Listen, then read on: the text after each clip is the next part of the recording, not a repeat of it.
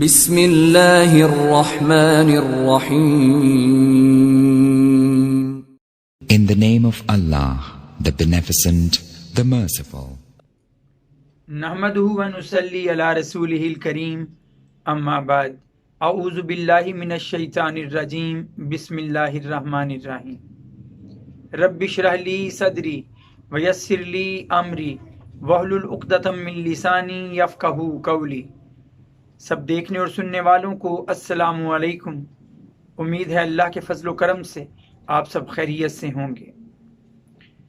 ہم میں سے ہر کوئی جنت کا طالب ہے اور چاہتا ہے کہ دنیا میں کچھ ایسے کام کر جائے کہ جس سے اس کے لیے جنت آسان ہو جائے. تو کیسی لطف کی بات ہوگی اگر میرے اور آپ کے ہاتھ ایک ایسی شے لگ جائے جو جنت کے خزانوں میں سے ہو. جنت کے خزانے کو تو ہم سب پانا چاہتے ہیں، لیکن اس دنیا میں رہتے ہوئے جنت کے خزانوں میں سے کوئی شے ہمیں مل جائے تو اس سے بڑی خوش نصیبی کیا ہوگی.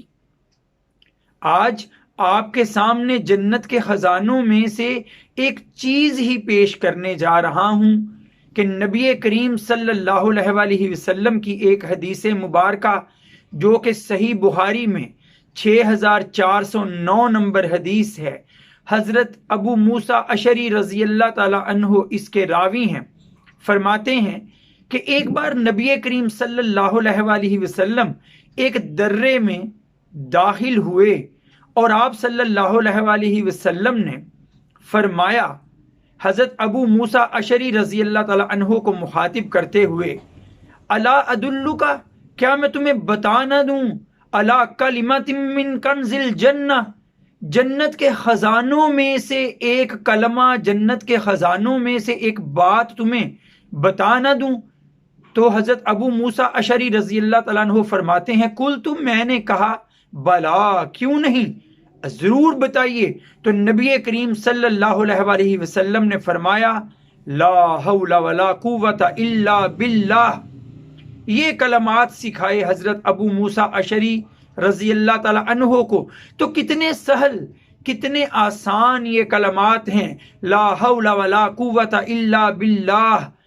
اتنے آسان الفاظ تو میری زبان پر، آپ کی زبان پر یہ ہلکے سے الفاظ نہ کچھ زیادہ وزن ڈالتے ہیں، نہ کچھ بوجھل گزرتے ہیں، نہ ان پہ وقت صرف ہوتا ہے. لیکن نبی کریم صلی اللہ علیہ وسلم کے فرمان عظیم کے مطابق یہ جنت کے خزانوں میں سے ایک خزانہ ہے، ایک بات ہے، ایک کلمہ ہے.